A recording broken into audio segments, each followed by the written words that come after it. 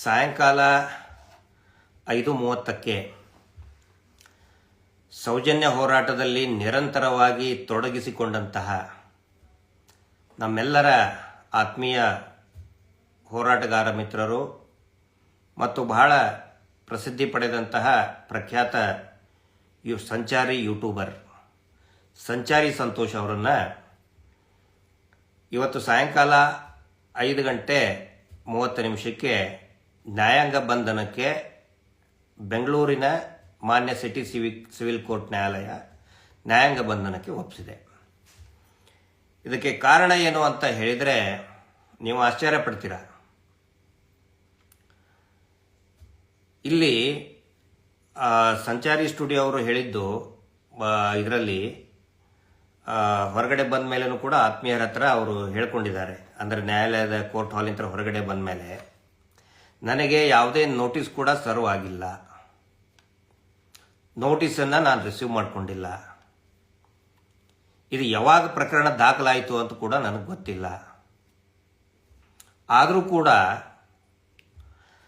ಅವರನ್ನು ನ್ಯಾಯಾಂಗ ಬಂಧನಕ್ಕೆ ಒಳಪಡಿಸಬೇಕು ಅಂತೇಳಿ 10 ದಿನದ ಹಿಂದೆನೇ ನ್ಯಾಯಾಲಯ ಆದೇಶ ಮಾಡಿದರೂ ಕೂಡ ಇವತ್ತಿನವರೆಗೂ ಕೂಡ ಯಾರೂ ಅವರ ಗಮನಕ್ಕೆ ನ್ಯಾಯಾಂಗ ವ್ಯವಸ್ಥೆಯಲ್ಲಿರುವಂತಹ ನ್ಯಾಯಾಲಯದಿಂದ ಯಾವುದೇ ನೋಟಿಸ್ ಆಗಲಿ ಮಾಹಿತಿ ಆಗಲಿ ಏನು ಕೂಡ ಬಂದಿಲ್ಲ.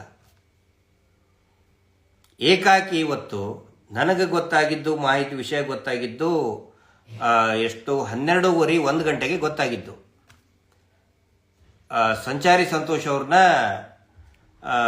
ಹಿಡ್ಕೊಂಡು ಹೋಗ್ತಾ ಇದ್ದಾರೆ, ಅರೆಸ್ಟ್ ಮಾಡಿದ್ದಾರೆ. ನನಗನ್ಸಿದ್ದು ಅರೆಸ್ಟ್ ಮಾಡುವಂಥ ಕೆಲಸ ಏನು ಮಾಡಿದ್ದಾರೆ. ಆಮೇಲೆ ಮತ್ತೆ ಅವ್ರಿಗೆ ಫೋನ್ ಮಾಡಿದ್ವಿ. ಅದು ಕ್ರಿಮಿನಲ್ ಕೇಸ್ ಅಲ್ಲ, ಸಿವಿಲ್ ಡಿಫೇಮೇಷನ್ ಕೇಸಲ್ಲಿ ಏಕಾಏಕಿ ನ್ಯಾಯಾಲಯದಿಂದ ಬಂದು ಅವರು ಅದಕ್ಕೆ ಸ್ಪಂದಿಸಿದ್ದಾರೆ. ಅವರೇನು ಓಡಿ ಹೋಗಲಿಲ್ಲ, ಹೆದರ್ಕೊಂಡು ಎಲ್ಲೋ ಇದು ಮಾಡಲಿಲ್ಲ, ಸ್ಪಂದಿಸಿದ್ದಾರೆ. ಅವ್ರ ಜೊತೆಗೇನೆ ನ್ಯಾಯಾಲಯಕ್ಕೆ ಗೌರವವನ್ನು ಕೊಟ್ಟು ಅವರು ಬಂದಿದ್ದಾರೆ, ನ್ಯಾಯಾಲಯಕ್ಕೆ ಬಂದಿದ್ದಾರೆ. ಅದಾದ ಮೇಲೆ ಇಲ್ಲಿ ನೋಡಿ, ಈ ಹಿಂದೆನೂ ಕೂಡ ಮಾನ್ಯ ಸುಪ್ರೀಂ ಕೋರ್ಟ್ ಯಾವುದೇ ಒಬ್ಬ ವ್ಯಕ್ತಿಯನ್ನ ವಿಚಾರಣೆ ಮಾಡೋದಕ್ಕೋಸ್ಕರ ಬಂಧನ ಮಾಡುವಂತ ಅವಶ್ಯಕತೆ ಇಲ್ಲ ಅಂತೇಳಿ ಮಾನ್ಯ ಈ ದೇಶದ ಸರ್ವೋಚ್ಚ ನ್ಯಾಯಾಲಯ ಸುಪ್ರೀಂ ಕೋರ್ಟ್ ಹೇಳಿದೆ. ಅದನ್ನು ಎಲ್ಲವನ್ನೂ ಕೂಡ ಓವರ್ಲುಕ್ ಮಾಡಿ ಕಡೆಗಣಿಸಿ ಇವತ್ತು ಸಂಚಾರಿ ಸಂತೋಷ್ ಅವರನ್ನ ನ್ಯಾಯಾಂಗ ಬಂಧನಕ್ಕೆ ಒಪ್ಪಿಸಿದ್ದಾರೆ. ಇದೇ ರೀತಿಯಾದಂಥ ಆರ್ಡರು ರಾಕೇಶ್ ಶೆಟ್ಟಿ ಮೇಲೆ ಇಂದು 2-3 ಸಾರಿ ಆಗಿದೆ.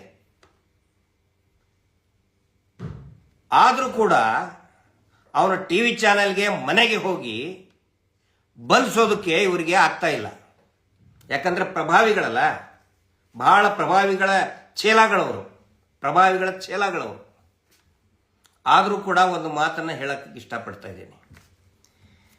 ಯಾವುದೇ ಒಂದು ಹೋರಾಟ ಗಟ್ಟಿಯಾಗಬೇಕಾಗತ್ತಂತ ಹೇಳಿದರೆ, ಹೋರಾಟದ ಕಿಚ್ಚು ಜಾಸ್ತಿ ಆಗಬೇಕು ಅಂತ ಹೇಳಿದರೆ, ಹೋರಾಟಗಾರರು ಯಾವಾಗ ಕಷ್ಟವನ್ನು ಪಡ್ತಾರೆ, ತ್ಯಾಗ ಮಾಡ್ತಾರೆ, ಆವಾಗ ಆ ಹೋರಾಟದ ಕಿಚ್ಚು ಇನ್ನೂ ಜಾಸ್ತಿ ಆಗುತ್ತೆ. ಈ ರಾಜ್ಯ, ಈ ನಾಡು, ಈ ದೇಶ, ಈ ಭೂಮಿ ಅನೇಕ ಸಂಘರ್ಷಗಳನ್ನು, ಅನ್ಯಾಯದ ವಿರುದ್ಧ ಅನೇಕ ಹೋರಾಟಗಳನ್ನು, ಅನೇಕ ಚಳವಳಿಗಳನ್ನು, ಅನೇಕ ಯುದ್ಧಗಳನ್ನು ಕಂಡಿದೆ. ಯಾವಾಗ ಸಂಘರ್ಷ ತಾರಕಕ್ಕೇರ್ತದೆ, ಆವಾಗ ಹೋರಾಟದ ಬಿಸಿ ಇನ್ನೂ ಜಾಸ್ತಿ ಆಗ್ತದೆ. ಸಂಚಾರಿ ಸ್ಟುಡಿಯೋ ಅವರು ಮಾಡಿದ್ದೇನು? ನಾನು ನಿಮಗೆ ಸಂಚಾರಿ ಸ್ಟುಡಿಯೋ ಅವ್ರ ಬಗ್ಗೆ ಅವರ ಹಿನ್ನೆಲೆ ಹೇಳ್ತೀನಿ, ಯಾಕಂದರೆ ಅದು ಬಹಳ ಮುಖ್ಯ. ನಾನು ಒಂದು ದಿನ ರಾತ್ರಿ ನೈಟ್ ಜರ್ನಿ ಮಾಡಬೇಕಾದ್ರೆ ಬೆಳ್ತಂಗಡಿಯಿಂದ ಉಜಿರೆಯಿಂದ ಬೆಂಗಳೂರಿಗೆ ಬರ್ಬೇಕಾದ್ರೆ ನಮ್ಮ ಜೊತೆಗೇನೆ ಬರ್ತಾ ಇದ್ರು. ಅವರು ರಾತ್ರಿ ಮಾತಾಡ್ತಾ ಬರ್ತಾ ಇದ್ವಿ. ಅವಾಗ ಇಡೀ ಪೂರ್ತಿ ಅವರು ಬೆಳೆದು ಬಂದಂತಹ ದಾರಿಯನ್ನು ಹೇಳಿದರು. ಪ್ರಾರಂಭದಲ್ಲಿ ಪಾಪ ಅವರಿಗೆ ವಿದ್ಯಾಭ್ಯಾಸ ಮಾಡೋದಕ್ಕೂ ಕೂಡ ಅಷ್ಟೊಂದು ಬಡತನ ಇತ್ತು. ಕಷ್ಟಪಟ್ಟು ವಿದ್ಯಾಭ್ಯಾಸ ಮಾಡಿ ಬೆಂಗಳೂರಿಗೆ ಬಂದಾಗ ಯಾರೋ ಒಬ್ಬರು ದೊಡ್ಡ ಕೆಲಸ ಕೊಡಿಸ್ತೀನಿ ಅಂತ ಹೇಳಿ ಅವ್ರನ್ನ ಒಂದು ಪೆಟ್ರೋಲ್ ಬಂಕಿಗೆ ಬಿಟ್ಟು ಹೋಗ್ತಾರೆ, ಪೆಟ್ರೋಲ್ ಬಂಕ್ನ ಮಾಲೀಕನ ಹತ್ರ. ಆ ಪೆಟ್ರೋಲ್ ಬಂಕ್ನಲ್ಲಿ ಇವರು ದುಡಿದಿದ್ದು ಪ್ರಾರಂಭದಲ್ಲಿ ಸಂಬಳನೇ ಇಲ್ಲ, ಬರೀ 2 ಹೊತ್ತಿನ ಊಟ ಕೊಟ್ಟರೆ ಸಾಕು ಅಂತ ಹೇಳಿ ಸಂಬಳ ಇಲ್ಲದೇನೆ ಬರೇ ಹೊಟ್ಟೆ ತುಂಬಿಸ್ಕೊಳ್ಳೋಕ್ಕಾಗಿ ದುಡಿದಂತಹ ಪ್ರಾಮಾಣಿಕ ವ್ಯಕ್ತಿ ಸಂಚಾರಿ ಸ್ಟುಡಿಯೋ ಅವರು. ಅದಾದ ಮೇಲೆ ಅವರ ನಡತೆಯನ್ನು ಮೆಚ್ಚಿ ಪೆಟ್ರೋಲ್ ಬಂಕ್ ಮಾಲೀಕ ವಾರಕ್ಕೆ 100 ರೂಪಾಯಿ ಕೊಡ್ತಾನೆ. ಮಲ್ಕೊಳ್ಳೋದಲ್ಲೇ ಪೆಟ್ರೋಲ್ ಬಂಕ್ನಲ್ಲಿನೇ, ಸಪ್ರೇಟ್ ರೂಮ್ ಮಾಡೋಕ್ಕೆ ನಾವು ಹತ್ರ ದುಡ್ಡಿದ್ದಿದ್ದಿಲ್ಲ. ಆ ಪೆಟ್ರೋಲ್ ಬಂಕ್ ಮಾಲೀಕ ವಾರಕ್ಕೆ ಬರೀ 100 ರೂಪಾಯಿ ಸಂಬಳದಲ್ಲಿ 1.5 ವರ್ಷ ದುಡಿದಿದ್ದಾರೆ ಸಂಚಾರಿ ಸಂತೋಷ್.